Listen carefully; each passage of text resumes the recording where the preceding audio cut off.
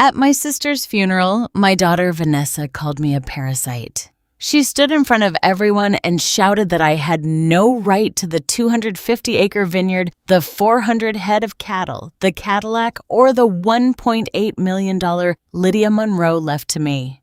8 years ago, Vanessa cut me off because I refused to fund her husband's failing business. That day, she turned her back on me. But this time, in front of 100 witnesses, she tried to erase me again. I stood frozen in the shame. But inside, something rose up. What came next would make her regret ever underestimating me. I didn't say a word when she called me a parasite. Not when her voice rose loud enough to bounce off the church ceiling. Not when a woman in the front row gasped. Not even when I saw Samuel lower his head in disbelief. I just stood there. My sister's casket was still at the altar, surrounded by leaves and a photograph of her in her garden hat, laughing like she used to when we were kids. Lydia Monroe, owner of 250 acres of vineyard, 400 head of cattle, a vintage Cadillac, and $1.8 million in personal accounts. And she left it all to me. But that didn't matter to Vanessa. My daughter had not spoken to me in 8 years. She cut me out after I refused to give her husband $30,000 for a business scheme that even on paper looked like it would fold in 6 months. When I said no, she told me I had failed her as a mother. Then she disappeared. And now in front of 100 mourners, friends of Lydia's workers from the vineyard, and reporters like that young woman Clara Ara with her discreet camera tucked under her jacket, Vanessa was performing a public execution. This woman is not entitled to anything. She doesn't deserve the land. She never helped Aunt Lydia. She doesn't know the first thing about wine or cattle. She didn't stop. Her words kept coming like fists, knocking the breath out of me. I didn't flinch. I didn't cry. I didn't ask her to stop.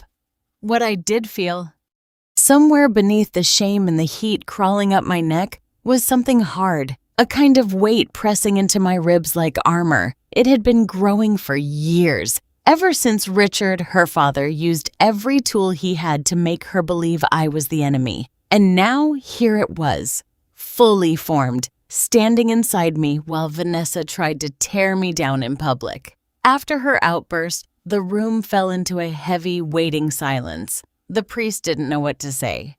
People avoided my eyes. A few offered weak smiles, but most looked away. Samuel stepped beside me. Quiet, sturdy, like always. Lydia's vineyard manager of 25 years. He placed a hand gently on my elbow and whispered, "Let's sit." But I shook my head. I needed to feel the sting. Let her finish, I thought. Let her bleed out every last drop of venom. Let everyone hear it. Because the moment she stopped screaming, I knew the silence that followed would belong to me. When the service ended, I stayed behind. I watched the last of the crowd drift out into the Sonoma afternoon. Vanessa didn't even look at me. She left with her lawyer. Not a tear, not a backward glance at the casket. I walked up to Lydia's photograph and straightened the frame. Her eyes were crinkled in that way they always were when she caught me eating grapes straight off the vine like we used to do as kids. I whispered, "I heard you, Lydia. I know what you wanted, and I won't let her touch it." Out in the gravel lot, reporters hovered, unsure whether to approach. I kept walking. Clara Ara, the one with the camera, gave me a small nod. That was all. Just a nod. But something in her face told me the world had seen what happened in that church, and they would remember. Later that evening, I sat at the kitchen table in the old cottage behind the vineyard house. It was the same table Lydia and I used to eat toast at when we were 8 and 10, waiting for the sun to come up so we could run through the vines barefoot.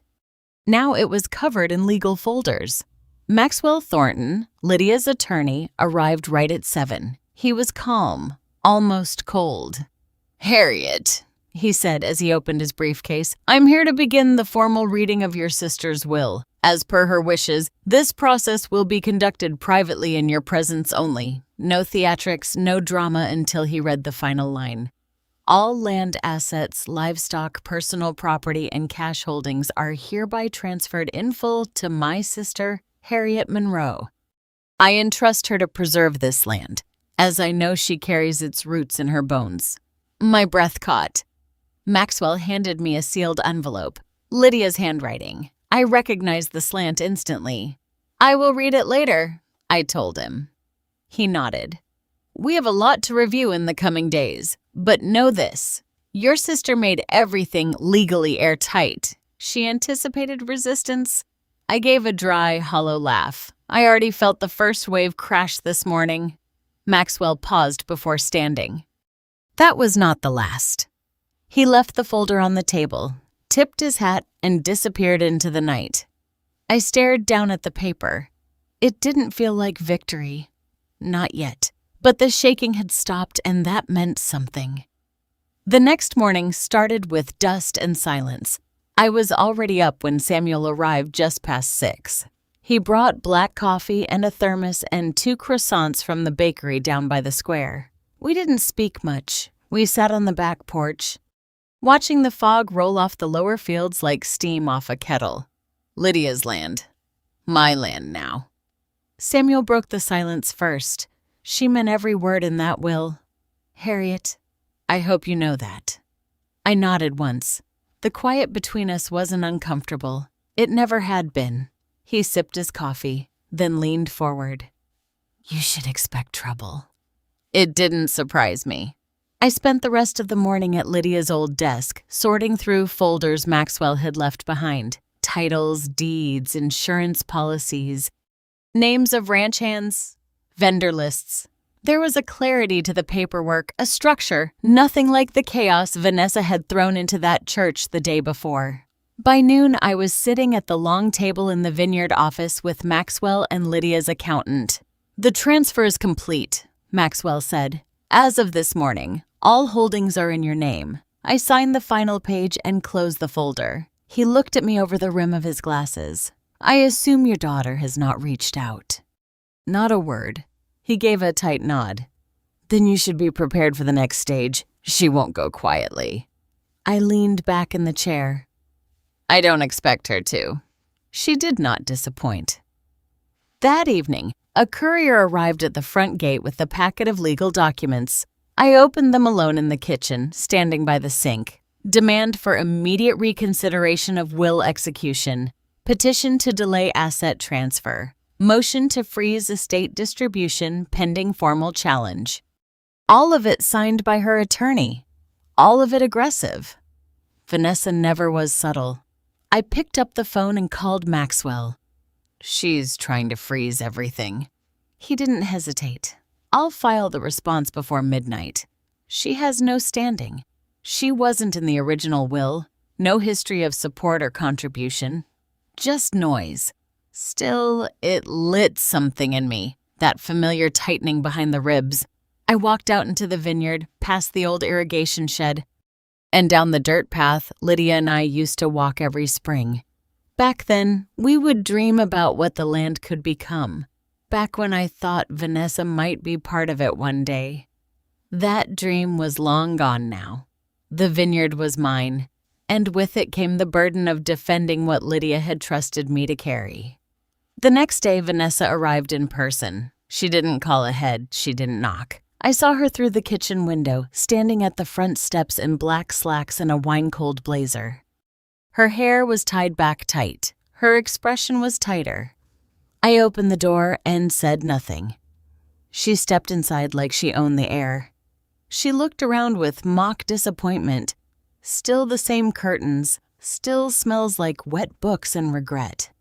I closed the door behind her. She turned to me. You think this is over? You think a signature and a letter from a dead woman can erase everything I've done for this family? I crossed my arms. 8 years, Vanessa. You've been gone 8 years. You never called. Not once. She smiled slow and bitter. You think I needed to call? I was out building something real. I let the silence settle. She paced the room like she was presenting to a jury. My husband and I built something from nothing. We just needed one push.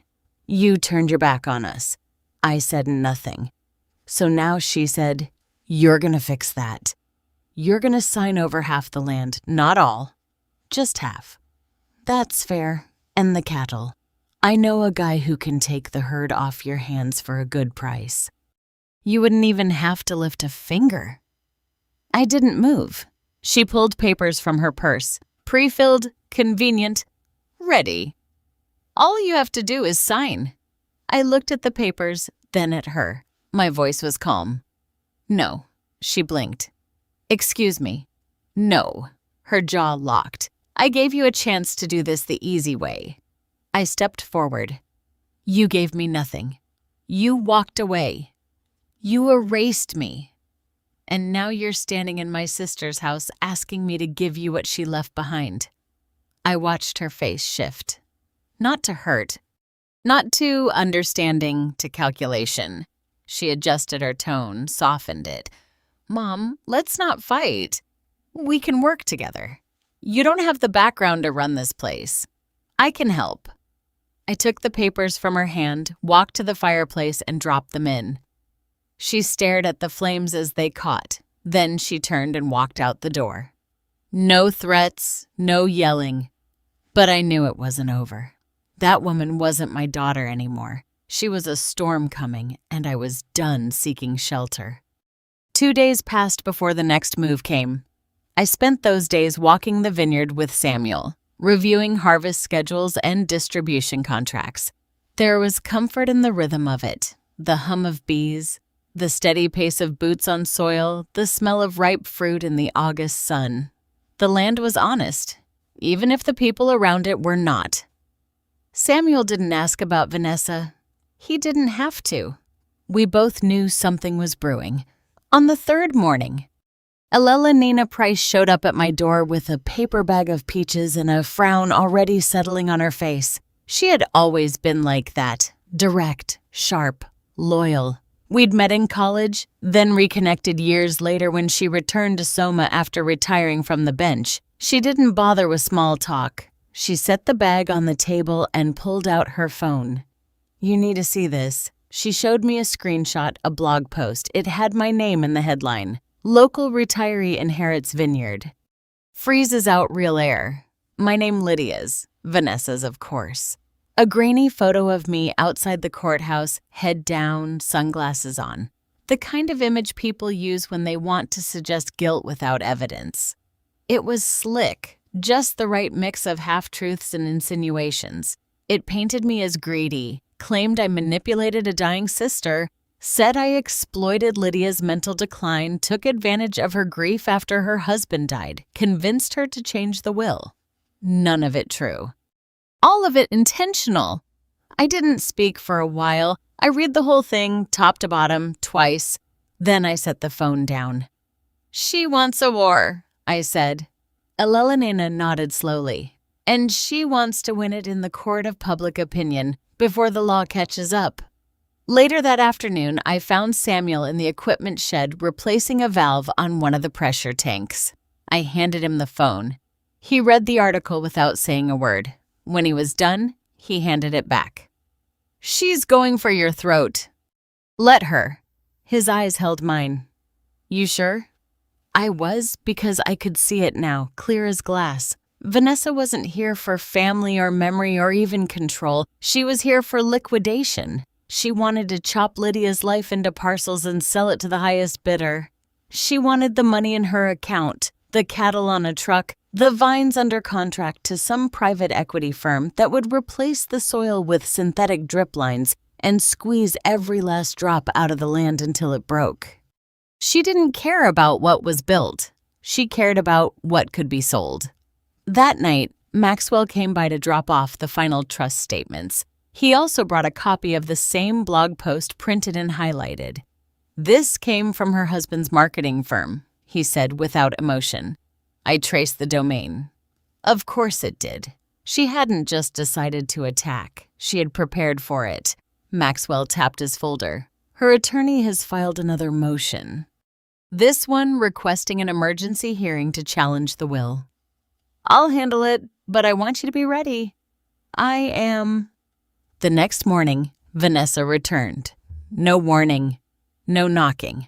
I heard her voice before I saw her raised, controlled performing. I stepped out onto the front porch just in time to hear her talking to one of the ranch hands. I'm sure you're all wondering how long you'll have jobs once my mother cashes out. The man she was speaking to, Jordan, barely 20, looked like he wanted to vanish into the dirt. Vanessa spotted me. Her smile spread wide, her eyes cold. Just making sure everyone knows what's coming, she said, climbing the steps without invitation. I blocked the doorway. You've said enough.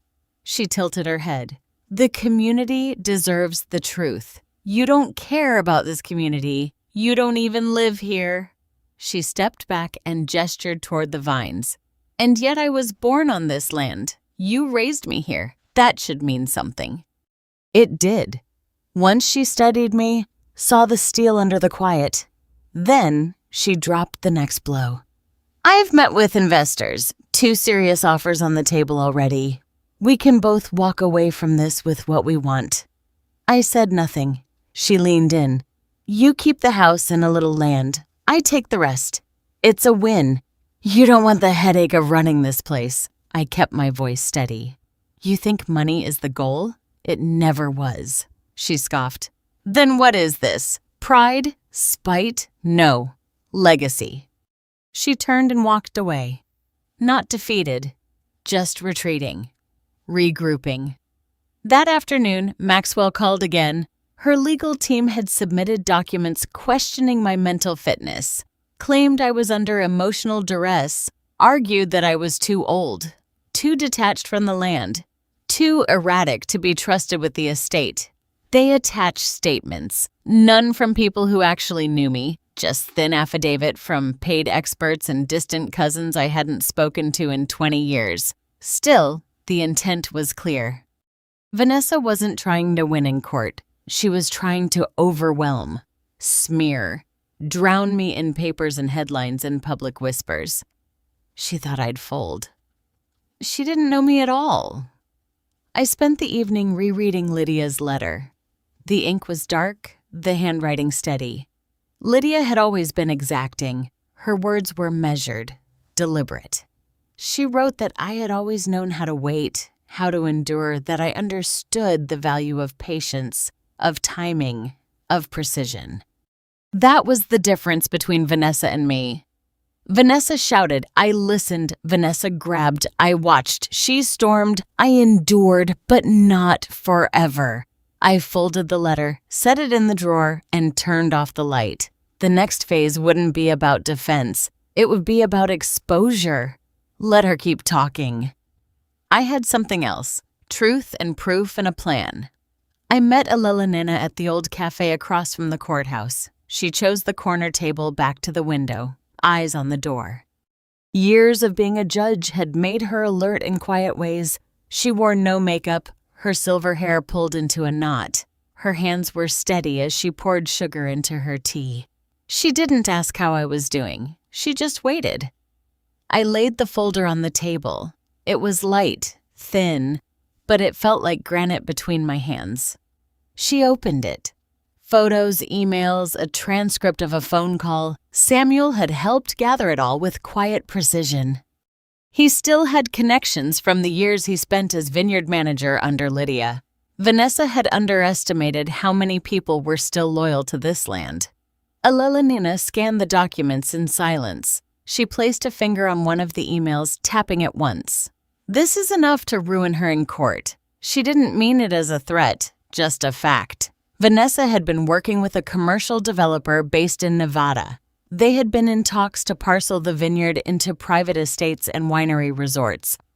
The emails revealed her intention to dissolve the foundation Lydia had set up, to remove the farmhands, bulldoze the historic barn, and relocate the cattle operation to Oklahoma for tax advantages. None of this had been discussed with me. It wasn't just disrespect. It was premeditated. Alelina closed the folder. Her voice was low and even. You said you didn't want to fight her through the courts. I don't. Then use the court of truth? I nodded. Later that day, I met with Clara Whitmore, the local journalist who had filmed the incident at the funeral. She hadn't run the footage yet. She said she was waiting for the right moment. I told her it was time. I handed her the folder. Her eyes widened as she flipped through the contents. She asked for a quiet room and a few hours. I gave her both. By sunset, she had assembled a report. She showed me the first cut. No music, no edits, just truth layered with more truth. Vanessa yelling at the funeral. The footage zooming in on faces turning away. Then documents, voiceovers, screenshots of the emails lined up with dates and names. A clear path from her arrival to her intentions to sell. It was clean, harsh, honest. I asked her to hold it for one more day. I had my own work to do. That night, I unlocked the small safe Lydia kept in her office. The combination was the same one she used for everything. Birth year, graduation year, wedding date. Inside was a stack of letters and a digital recorder. I charged the device and played the most recent file. Lydia's voice filled the room. She spoke slowly, carefully, like she was afraid of running out of time. She talked about Vanessa, about her charm, her manipulation, how she had once believed Vanessa would carry the family's legacy until she learned otherwise. Lydia spoke of betrayal, of disappointment, of how Vanessa had pressured her to change the will. How she had cried when Lydia refused, and how Vanessa, in response, had disappeared for 3 years.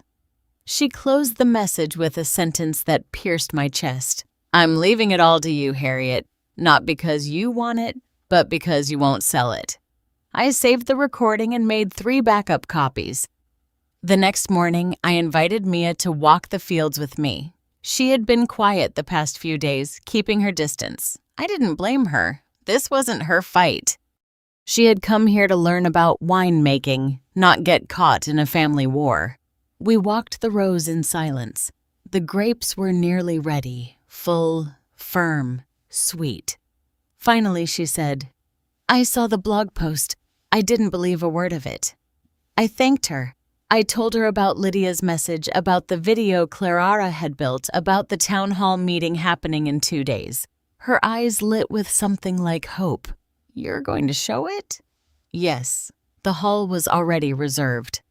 Lydia had booked it months before for the annual Vineyard Appreciation Night. Vanessa thought it was canceled, but I kept the reservation. Now it would be used for something else. The next 48 hours moved fast.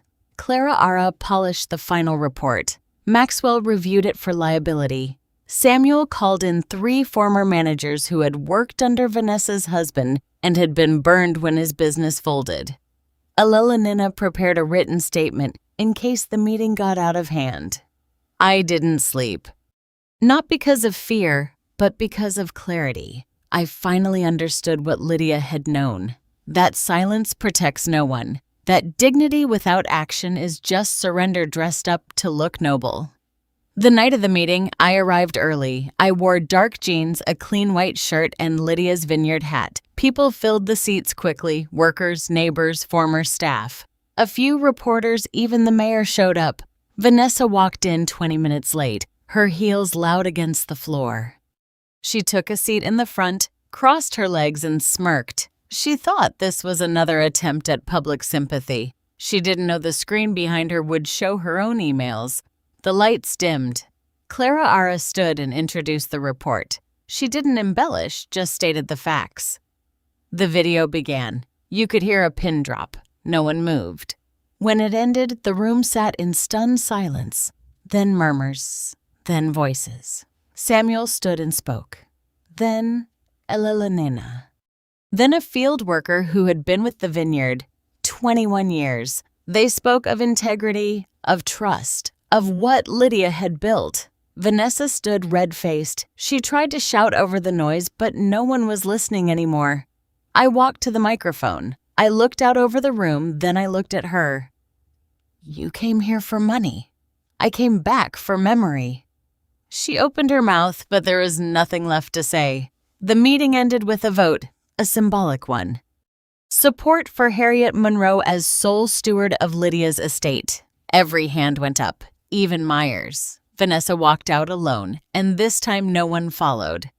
The fallout began before the chairs were folded. By the time I returned home from the town hall meeting, Clara Ara's report had already been clipped into short segments and shared across every corner of Sonoma County. The clip of Vanessa's voice screaming at the funeral, the email showing her agreement to bulldoze the barn, the spreadsheet with the breakdown of projected profits from luxury resort parcels. It was all over social media. I didn't post a word myself. I didn't have to.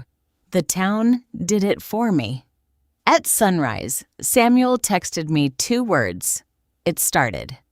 By noon, the wine co-op pulled Vanessa's name from their board. By evening, one of the 2 investors she had mentioned in our last confrontation sent a letter to my attorney requesting formal withdrawal from all discussions regarding vineyard development. The silence coming from her side was telling. For the first time since Lydia passed, the pressure shifted. It wasn't just mine to carry anymore. The community had seen. They had heard. And whether they supported me out of respect, guilt, or clarity, it no longer mattered. The line had been drawn. Ella Lenina came by the next day with a folder in her hand and a set to her jaw that I recognized from the courtroom. She sat down at the table and opened the folder. "I need you to see this," she said.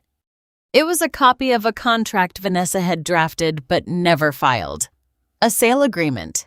She had intended to hand over 3 parcels of Lydia's land to a developer under a silent deal contingent on her contesting the will and obtaining temporary control.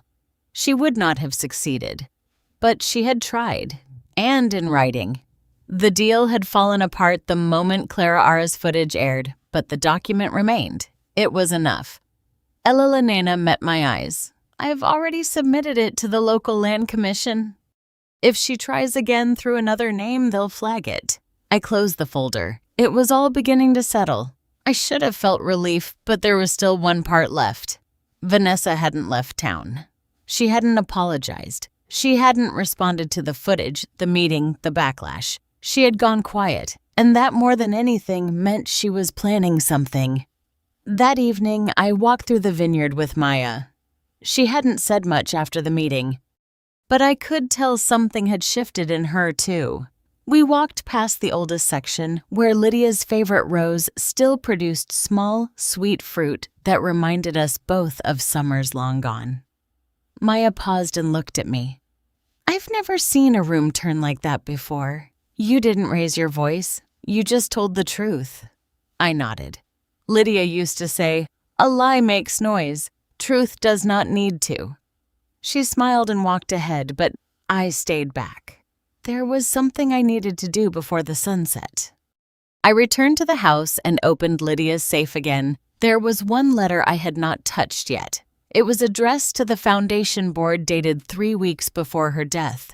In it, she stated clearly that under no circumstances was Vanessa to be included in any decision-making capacity related to the land, the foundation, or the business operations. She had written it as a precaution. Now it would become a tool. Maxwell reviewed it that evening and nodded once. "This makes it airtight." She has no path forward now. Not legally, not reputationally. The next morning, I drove into town for errands. People looked at me differently, not with pity or curiosity anymore, with something else. Recognition. The woman behind the counter at the feed store handed me my receipt and said quietly, "You did good." It wasn't praise. It was permission to stand tall, to keep going. When I returned home, I found Vanessa's car parked in front of the main house. She was sitting on the porch swing. Arms folded, eyes hard. She didn't rise when I stepped out. I stood at the bottom of the steps. She stared at me like she was calculating again, but this time the math was failing her. "You humiliated me." I didn't respond. She stood. "You made me look like a monster." Still, I said nothing. "You think this is over?" I held her gaze.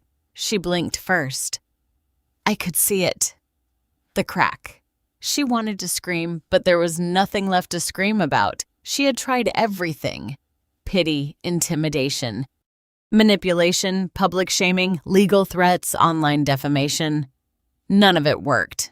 Not because I was stronger, but because she underestimated what it meant to carry history. She stepped off the porch and walked past me. As she reached her car, she turned once more. "You've ruined everything." Then she got in and drove away. I stood there a while, not triumphant, not bitter, just still. Inside the house, I sat at Lydia's desk and wrote a letter. It was short. It thanked the foundation board for their trust. It confirmed my intention to honor Lydia's legacy. It enclosed a copy of her final letter and stated that I would be moving forward with her vision in full. When I finished, I signed my name and slid the page into an envelope. I placed it on the table. Then I went outside and stood in the sun. The air smelled like soil and grapes and dust. It was the scent of something saved, something earned, and I had not forgotten what was next. Vanessa had been stripped of her masks. Now it was time to face the legal consequences of what she tried to do, but that would begin tomorrow. Tonight, I would rest and listen to the vineyard breathing because the land, unlike people, never lies. It simply waits to be protected. It began with an envelope from the county office hand-delivered by a Claire with kind eyes and a clipboard. She didn't stay long, just handed it to me, asked me to sign, and gave a short nod before returning to her vehicle. The envelope contained a formal notice of investigation. The county had launched an internal audit after receiving a report from an anonymous source. The contents of the report included documents Elenina had flagged, combined with footage from Clara Ara's piece. It didn't mention Vanessa's name directly, but the timeline, email headers, and contract references made it unmistakably clear they were coming for her. I sat at Lydia's desk again, this time feeling no heat in my chest, no tightness in my jaw. I had done what needed to be done. Now the weight had shifted to the legal system. I called Maxwell. He wasn't surprised. They'll ask for your cooperation, not just as the inheritor, but as a witness to the intent. I told him I was ready. He told me to get everything organized. That afternoon, I gathered all the original files, emails, copies of the draft contract, Lydia's final voice recording, the letter to the foundation board. Everything was sorted into folders, labeled with sticky notes and clipped in sets of 3. By the time Elenina arrived, the table looked like a courtroom exhibit. She reviewed everything in silence. When she was finished, she leaned back, sighed, and said one word: solid. Then she picked up her pen and added a few annotations of her own. Meanwhile, word had spread. It wasn't just the vineyard community anymore. People from nearby towns started calling the office asking if it was true, whether Lydia's land had been at risk, whether Vanessa had really tried to sell to developers from out of state. Clara's news piece, once a local scandal, had gone regional, then national. It hit the right vein: family betrayal, old land, money, inheritance, the classic American powder keg. By the third day, a second envelope arrived, this one from the district attorney's office. It stated that an initial hearing had been set to determine whether formal charges could be filed against Vanessa for fraud, attempted misappropriation of trust assets, and willful misrepresentation of her legal standing. It was real now, not symbolic, not public shaming. Real. The same afternoon, Vanessa's car disappeared from the driveway of the rental she'd been staying in. The lights were off, the curtains drawn. No one had seen her leave. I knew she hadn't gone far. Vanessa never ran. She hid, then struck when she thought everyone had exhaled, but this time the window was closed. Maxwell called me in for a deposition. I wore the same simple outfit I had worn at the town hall: jeans, shirt, vineyard hat. I brought the folders, handed them off, and sat across from the legal aid without fuss. My voice didn't shake. I told the truth. From the moment Vanessa arrived at the funeral to the email about the bulldozers, from Lydia's words to her last wishes, from the whispers in town to the meeting that flipped everything. The legal aid asked about my relationship with Vanessa. I didn't soften the answer. We were estranged for years. She reached out to me only after Lydia passed. She had not spoken to me during Lydia's illness. She reappeared only when Lydia's estate was announced. I kept my voice low, steady. I didn't color the facts. I didn't need to. The truth carried its own weight. After the deposition, I walked the courthouse steps and paused at the base. The air felt strange, light. I didn't feel victorious. I felt precise. Like a thread had finally been pulled through the last button. That evening, Samuel stopped by with news. One of Vanessa's old associates had given a statement, an investor she tried to recruit in secret. He had brought emails, text records, voice notes, everything she thought was buried. He had turned them over to the DA. Because of that, a second hearing was now scheduled. Potential charges now included coercion, falsifying investor documents, and ethical violations tied to misrepresentation of her stake in Lydia's trust. The news spread fast. Vanessa's name was no longer being whispered in resentment. It was being spoken aloud in courtrooms. I heard from Mia later that a petition had started online asking to formally remove Vanessa from all records and legacy associations connected to Lydia's work. It had gathered more than 4,000 signatures in 24 hours. Even people who had never visited the vineyard before were speaking up. They saw themselves in the story. They saw what betrayal looked like when it dressed up in designer clothes and smiled for the cameras. I stayed out of the comment sections. I didn't need the noise. I had work to do. The vines needed trimming. A new team of volunteers had shown up to help with this year's harvest. People I hadn't seen in years. Friends of Lydia, former students, even a few local kids from the high school AG program. They didn't come for headlines. They came because they knew this land deserved to survive beyond the scandal. I worked beside them. I didn't speak about Vanessa. Not anymore. Let the courts handle what I had already exposed. That night, I received one final letter. It came from Vanessa's lawyer. A quiet withdrawal of all claims, no apology, no explanation, just 2 pages of cold legal language stating that she would not pursue any rights or privileges under Lydia's estate. I read it 3 times. Then I placed it beside Lydia's last letter. The contrast said more than any courtroom could. I went to bed early that night, not because I was tired, but because for the first time in months, my sleep would not be interrupted by doubt.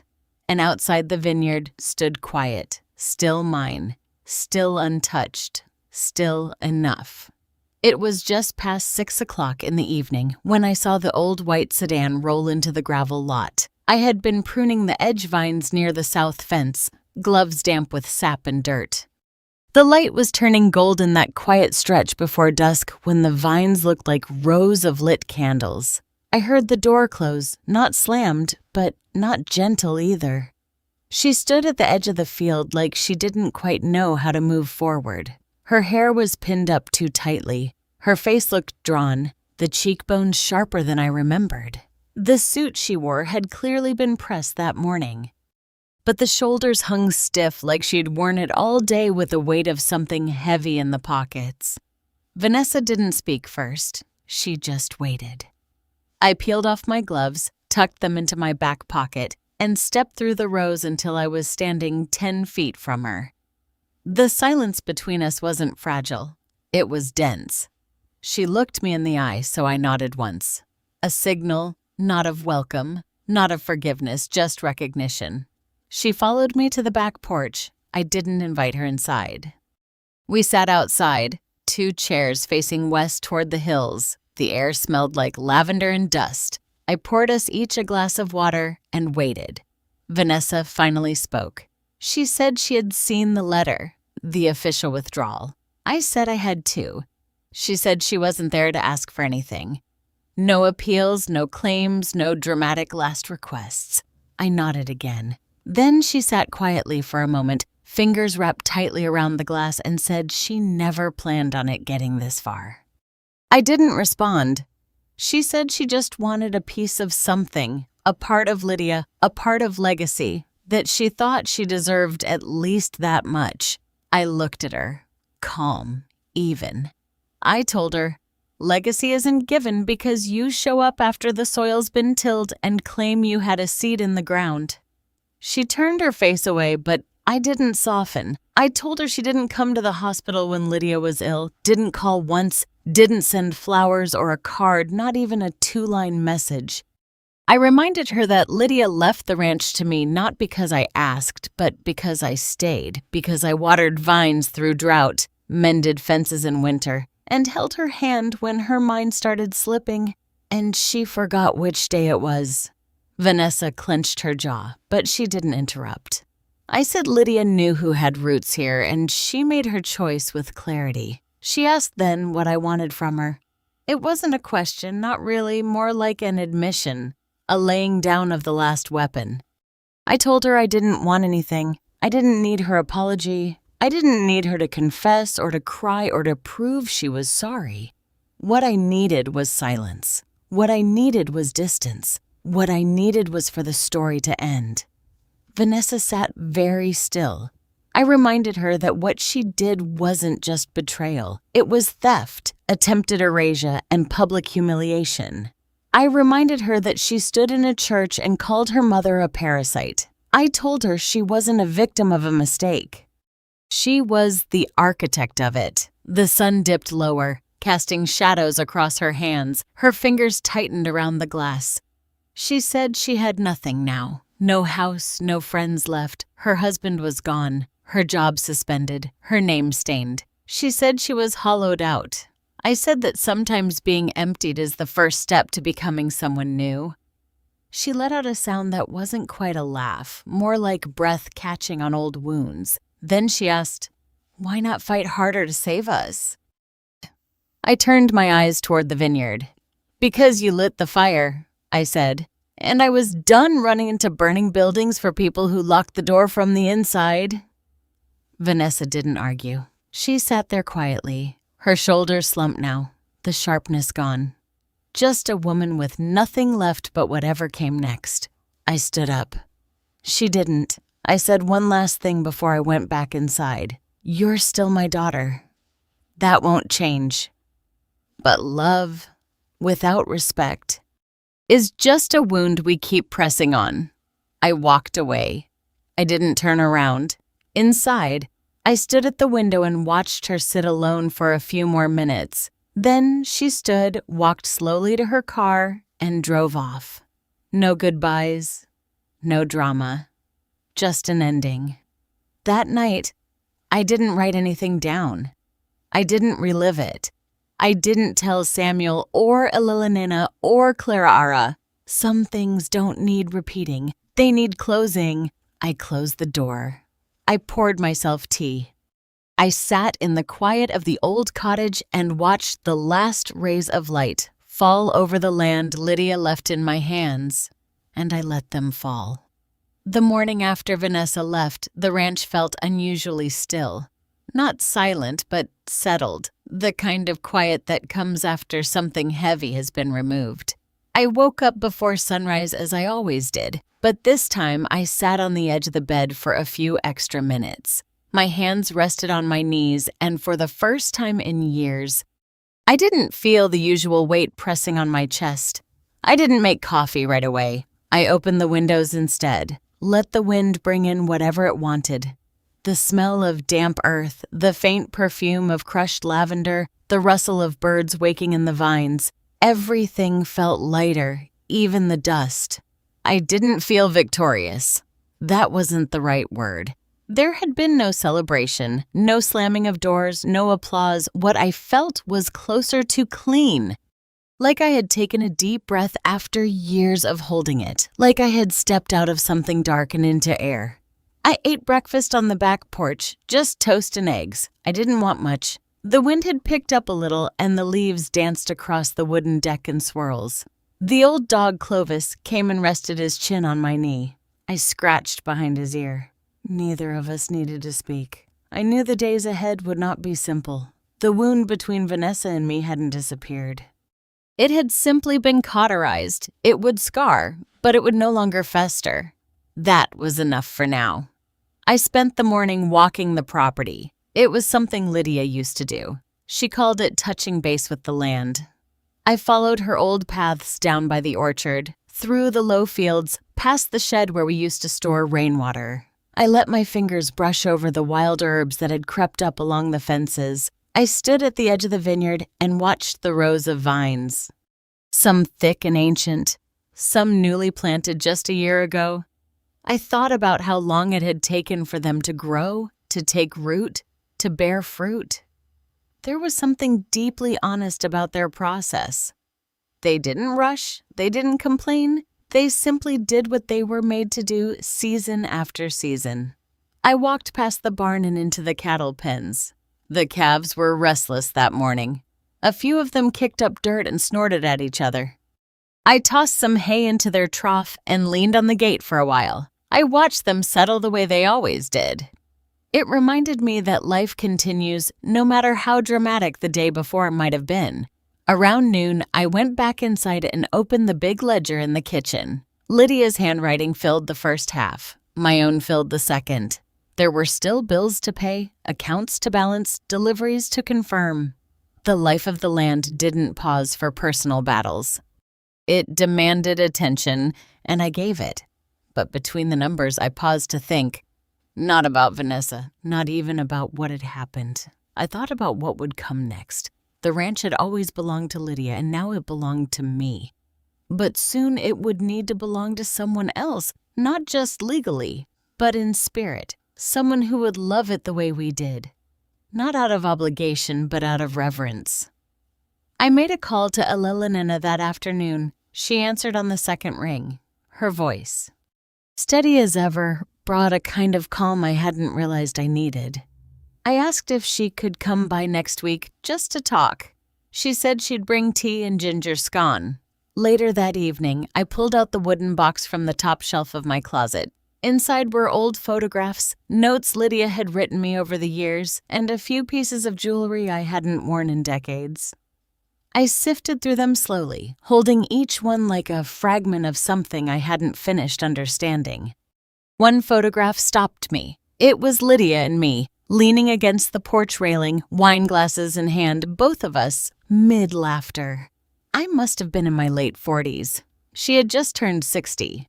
I remember that day. The sun had been relentless. We were covered in dust, hair pulled back, boots muddy, but we laughed like we had discovered something ancient and joyful. That photo reminded me of who we were before the bruises and the bitterness, before Vanessa and the silence and the accusations. It reminded me that joy had lived here once, unshaken, wild, and free. That night, I lit a candle in the kitchen, not for ritual, just for light. I left the windows open, let the wind move through the house. I wrote in my notebook something I hadn't done in months. I wrote about the weight of silence, the sharpness of memory, the ache of motherhood. I wrote that forgiveness is not the same as forgetting, that it does not come wrapped in warmth or tied with ribbons. It arrives slowly, dragging its feet, asking nothing except that we be willing to stop feeding the fire. I didn't write Vanessa's name. I didn't need to. Some things are better left between the lines. By the time I went to bed, the candle had nearly burned itself out. The house smelled of cedar and smoke. I closed the windows gently, locked the back door, and checked on Clovis. He was already asleep, curled near the fireplace. I turned off the lights, climbed under the quilt, and lay there listening to the wind outside. And for the first time in a long while, I felt something begin to settle deep inside my bones. It wasn't happiness, not yet, but it was peace. The sun rose behind a soft veil of clouds that morning, casting the vineyard in a silver light. I stepped outside with a mug of black coffee wrapped in my old flannel shawl. There was no wind, just a stillness that felt like the world was holding its breath. The air tasted like change. I had spent the past few days thinking, walking, and listening. Lydia's absence no longer felt like a wound. It had become a space. And in that space, I realized what needed to happen. This land was no longer just a memory of her. It was my responsibility, my voice, my way of choosing what legacy looked like now that all the old scripts had burned away. So I dressed, not in denim or mud boots, but in slacks and a crisp blouse. I drove to town. The tires hummed against the road. Steady and grounding. I didn't listen to music. I didn't need distractions.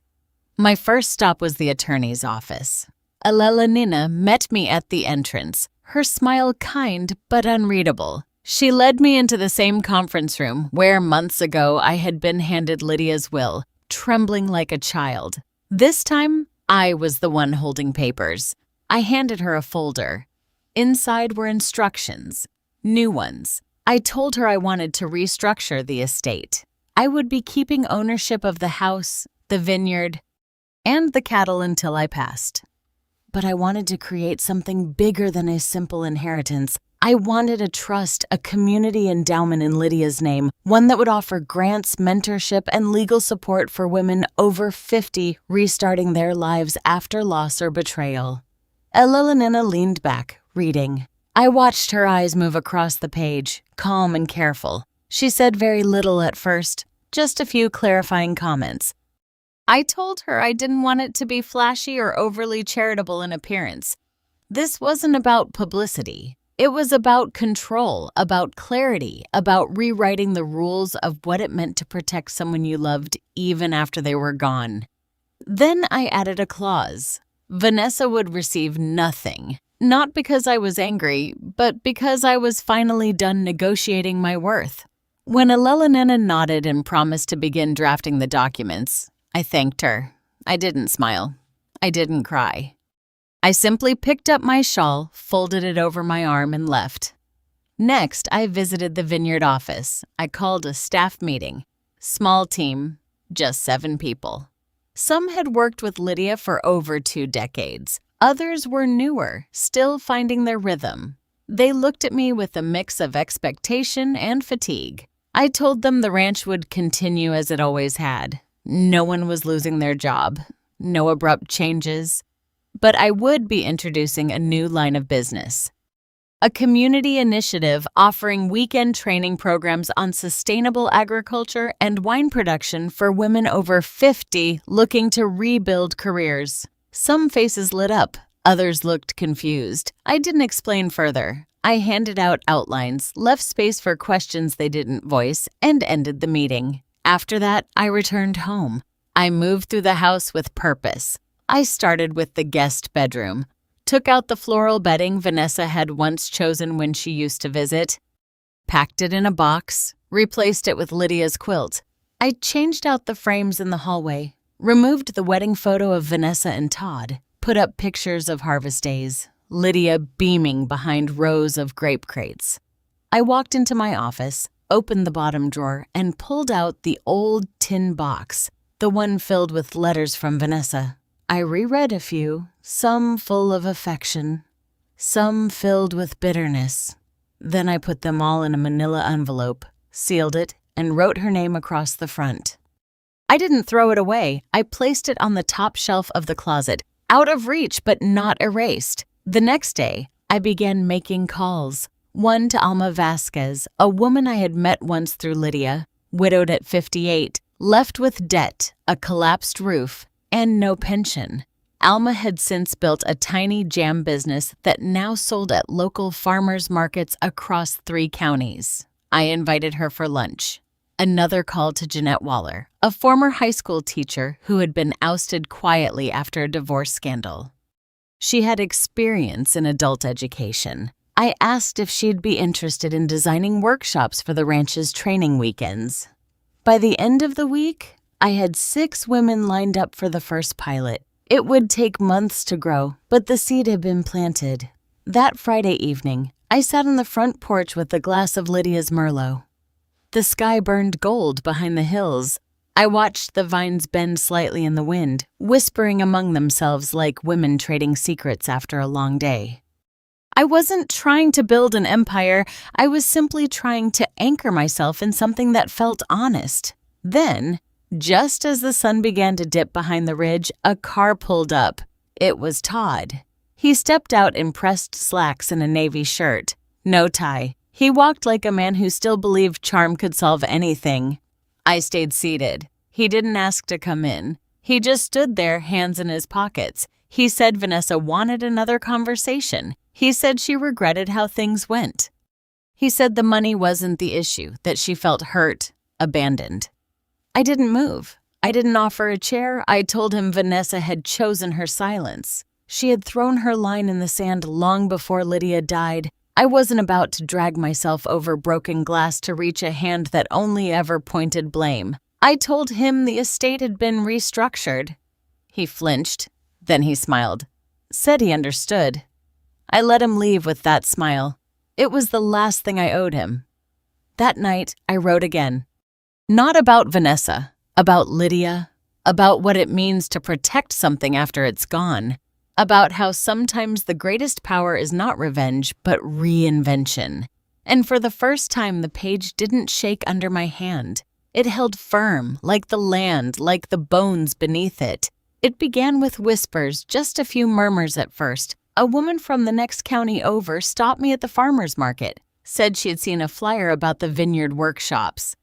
Said she had always wanted to learn how to graft vines, but thought she was too old. Then another woman, this one younger, told me she had heard about Lydia Monroe's ranch being used for some kind of secret training camp. I smiled, kept walking, but inside I felt the current shifting.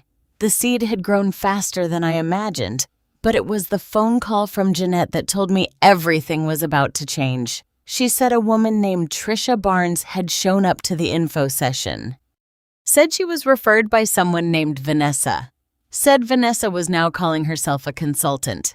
Said she was taking credit for the entire program. I remember sitting very still as Jeanette told me that. I didn't raise my voice. I didn't say Vanessa's name aloud. I only asked Jeanette to forward me the materials, the flyers, the emails.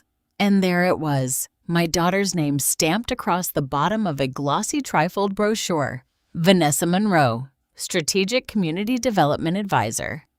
She had rewritten herself into the story again, but this time she wasn't trying to rewrite me. She was trying to stand in front of the thing I had built. I didn't call her. Instead, I met with Elena.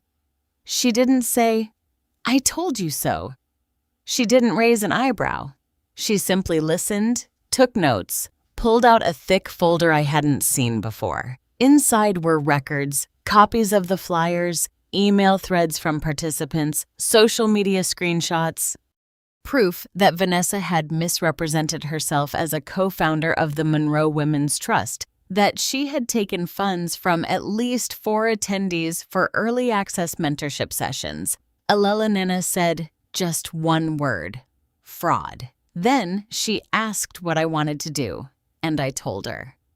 2 days later, Elena sent a cease and desist letter to Vanessa's attorney. 2 days after that, we filed a formal complaint with the state. The workshop funds were frozen. A temporary injunction was placed on Vanessa's consulting activities using our name, and just like that, the mirror cracked. I heard about it first from Todd. He showed up again, this time looking nothing like his polished self, eyes bloodshot, tie gone, shirt wrinkled. He didn't ask to come inside, just stood there on the porch and mumbled that things had gotten complicated. Said Vanessa was spiraling, said she was blaming me for everything. I told him to leave again. But before he turned away, I said one last thing. "Tell her I'm done protecting her from the truth." He didn't answer, just turned and walked back to the car, slower than before. Within the week, word spread. Local business owners who had supported the workshops began distancing themselves from Vanessa. A small expose ran in the regional paper detailing how she had leveraged the Monroe name for personal gain. Jeanette told me a few women withdrew from future sessions, afraid of being associated with scandal. I could have been angry, but I wasn't. I was tired. Not the kind of tired that sleep fixes, the kind that comes from holding too many stories that never got told. So I told mine. With Elena's help, we published a short open letter. It was printed in the Sunday paper. No drama, no accusations, just the truth. I shared how the ranch came into my hands, how Lydia had left it to me not just as property, but as a reminder of who I used to be. I talked about what the trust was meant to do. I explained how it would continue with or without the approval of those who once shared my blood. The following Sunday, I held the first harvest day for the community. 32 women showed up. We walked the rows together, laughed, pulled grapes with sticky fingers, ate sandwiches under the oaks. Some cried, most smiled. That night, I sat in the same porch chair as always, watching the horizon. The sky was heavy with stars. The air smelled like ripe earth and wine. Then I heard footsteps. Not the nervous shuffle of Todd, not the careful click of Elena's heels, but a slow, steady walk. I knew it before I turned my head. Vanessa. She stood at the base of the steps, pale hair pulled back, not in silk or pearls, in jeans and a wrinkled t-shirt. She didn't speak at first. I didn't ask her to. She finally said she hadn't expected things to go that far, that she only wanted to feel useful again, that she didn't know how to ask me for help without making it about herself. I listened. Then I told her this wasn't about usefulness or forgiveness. It was about boundaries. I told her I wished her healing, but not in my house, not on my land, not in my name. She nodded once, eyes wet, but she didn't beg, didn't plead. She turned and walked away. And for the first time in years, I didn't watch her leave with a broken heart. I watched her leave with peace. That night, I opened Lydia's old journal. I wrote one final line beneath her last entry. We come from the earth. We return to it, but in between, we must learn to root ourselves in truth. And I slept without dreams. The vines were coming back to life again. After months of repair, replanting, and cautious tending, the vineyard looked less like a wound and more like a body healing. The branches stretched toward the light with a kind of quiet confidence. Some mornings I stood in the back patio with my coffee and just watched the fog rise over the fields. The peace was almost unsettling, but I welcomed it. There was no ceremony when I stepped fully into the role of running the trust. It wasn't marked by any headline or plaque. It was the kind of transition that happened in quiet gestures.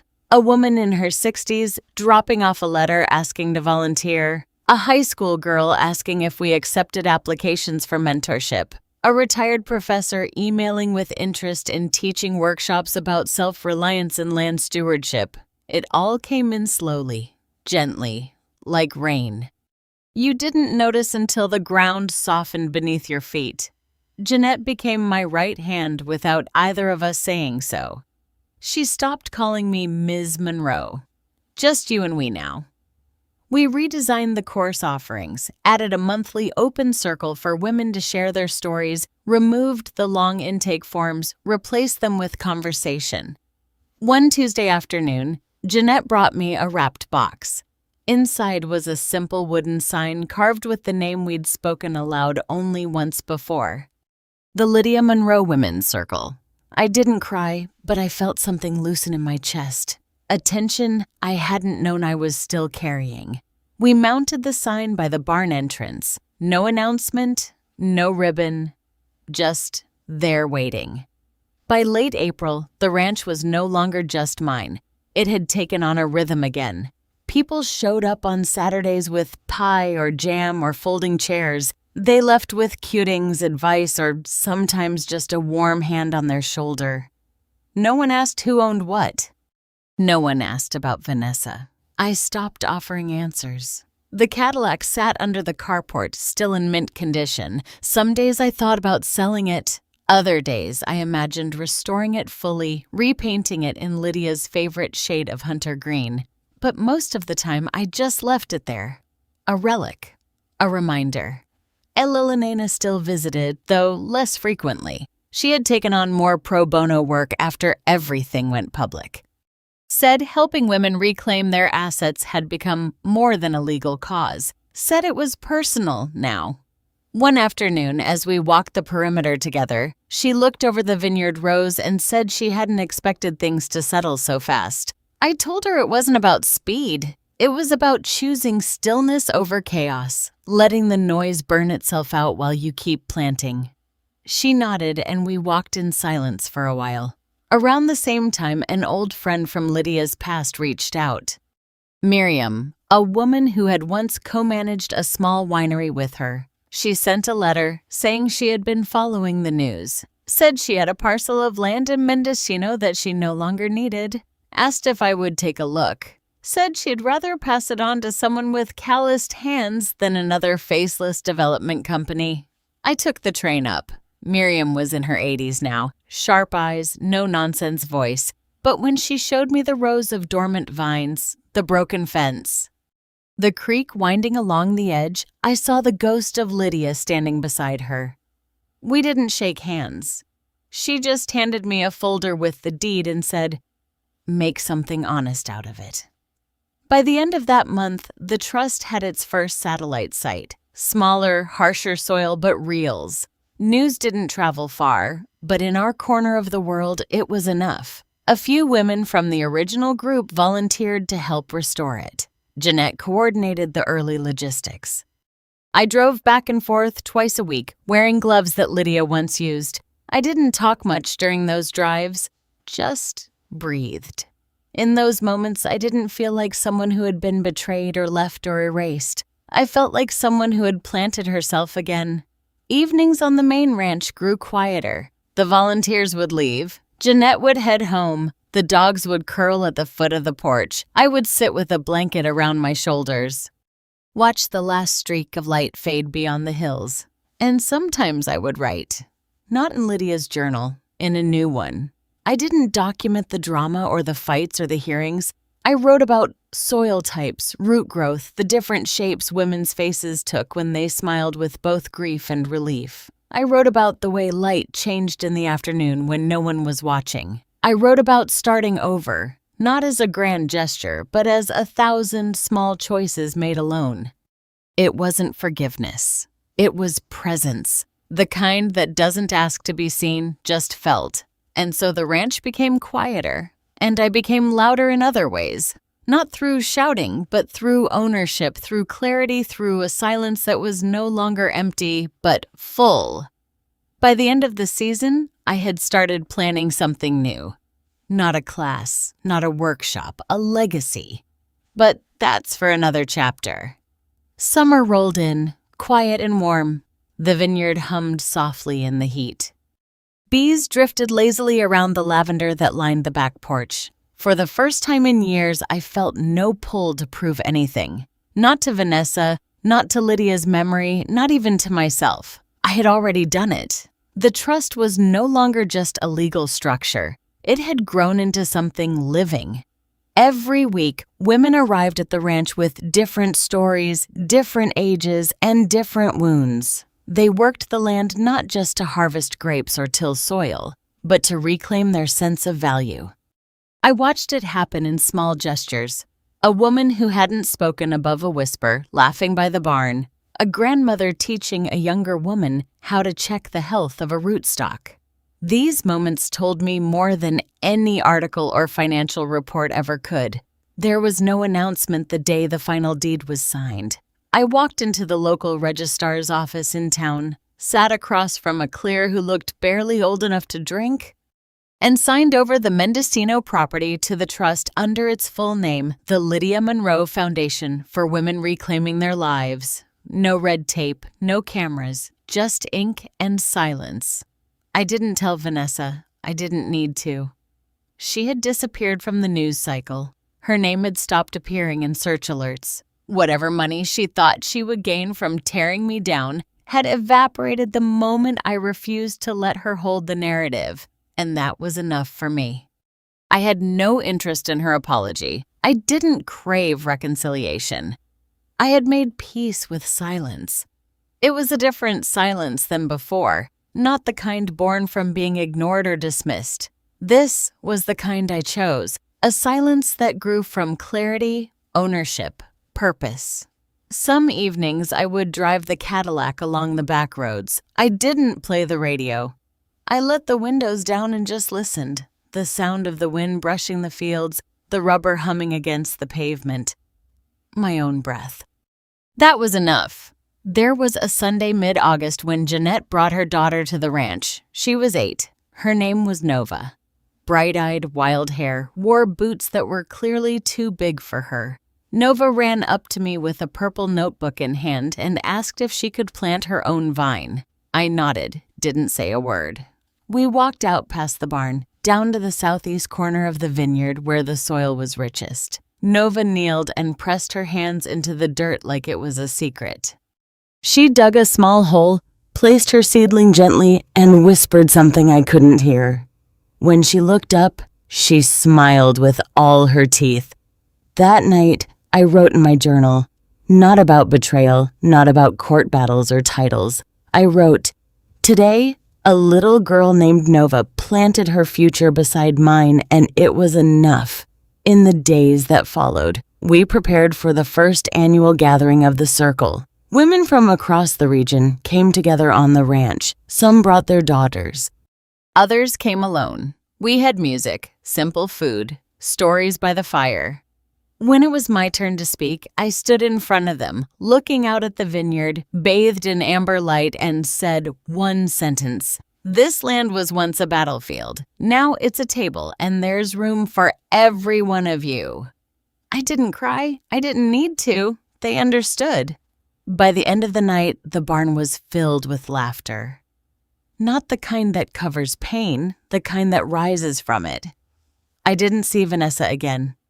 Not at the ranch, not on the news. I don't know if she ever healed. I don't know if she ever looked back and saw the damage she left behind. But I stopped needing answers. I stopped needing anything from someone who had once chosen to leave. This life I rebuilt was not an act of revenge. It was an act of refusal. I refused to carry her hatred. I refused to inherit her silence. I refused to let her define my last chapter. And now I'm writing my own. So, if you ever find yourself abandoned, forgotten, discarded by the very people who once called you family, remember this. Silence can be survival, but rebuilding is power. And I rebuilt. Not to prove a point, to plant a future. If this story touched something in you, I want to hear it. Have you ever been pushed aside by those you love the most only to find a strength they never imagined? Let me know in the comments.